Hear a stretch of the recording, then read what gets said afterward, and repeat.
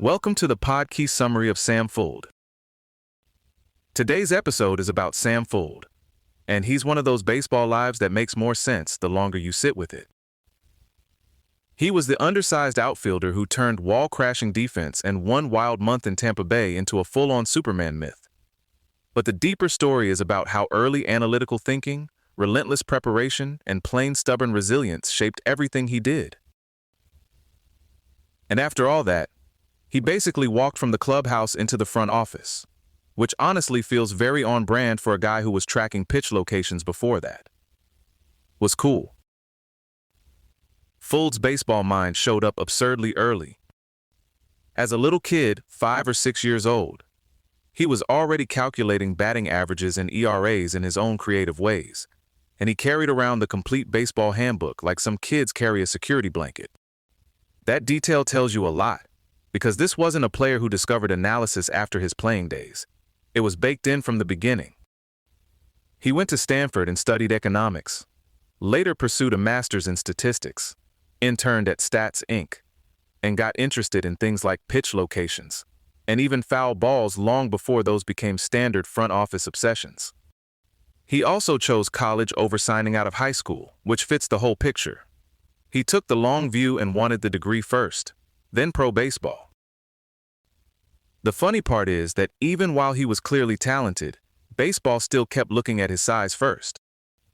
He was around 5'9" or 5'10", and in a sport that has always loved a certain physical template, that mattered more than it should have.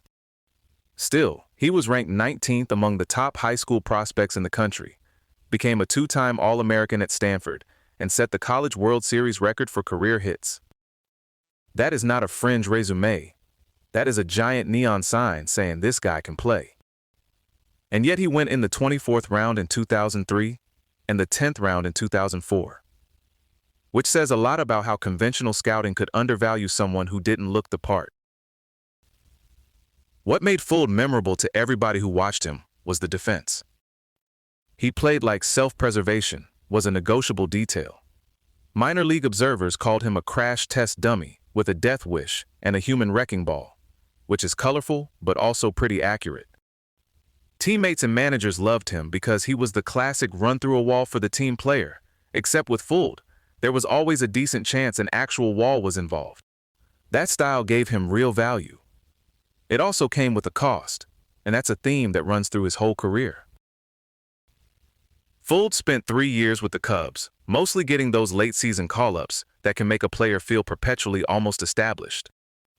Even after hitting .299 with a .409 on-base percentage in 2009 and showing elite defense, there were fair questions about why Chicago couldn't find room for a fast, high-on-base fourth outfielder.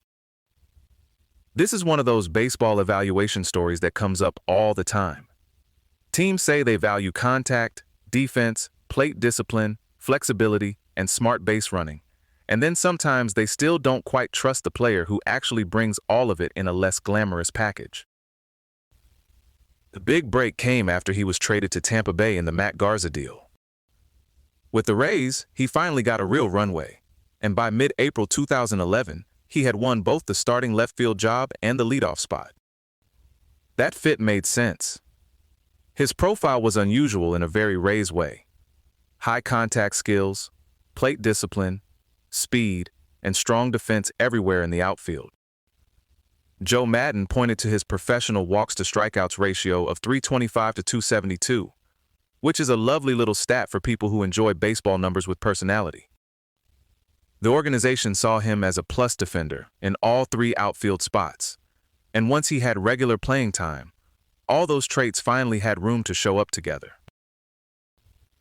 Then came the stretch that made him internet famous.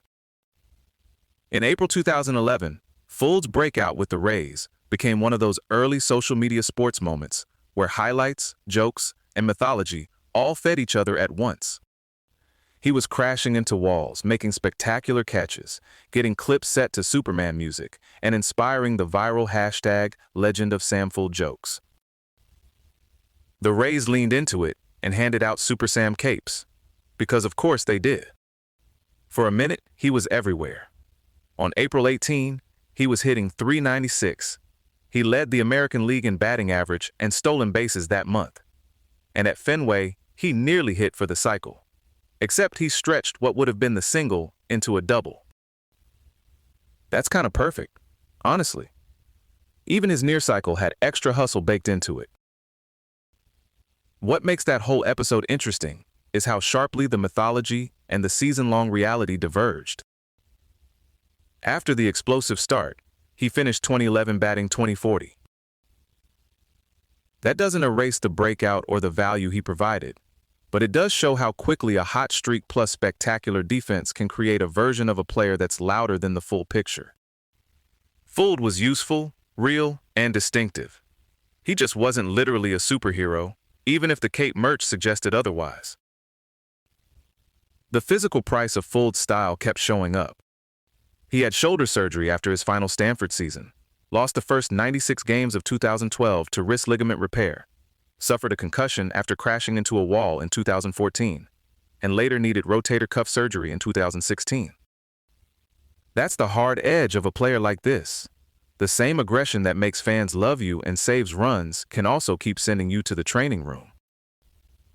He retired in 2017 after 8 major league seasons with a career batting average of .227.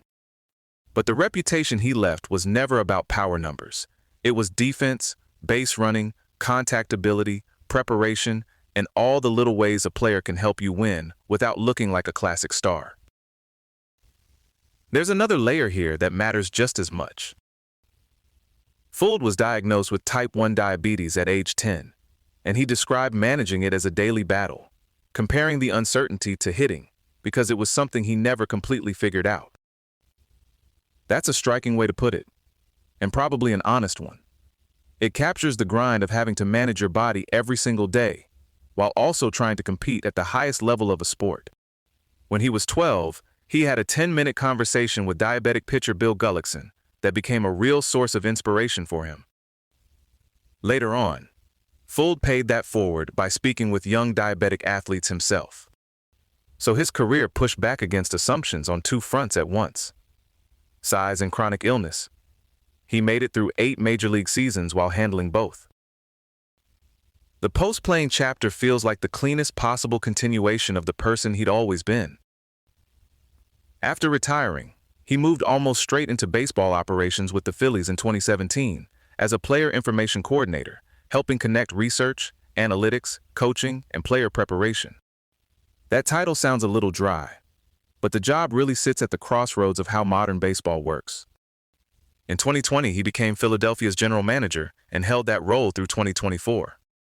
Now the Phillies say he'll move into a business operations presidency after graduating from Wharton's MBA program in 2026.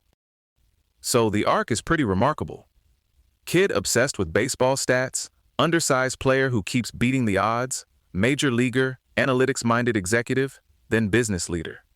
It all tracks. Sam Fuld's story is a good reminder that baseball careers are not always cleanly sorted into player, thinker, grinder, or executive. Sometimes one person is all of that at once.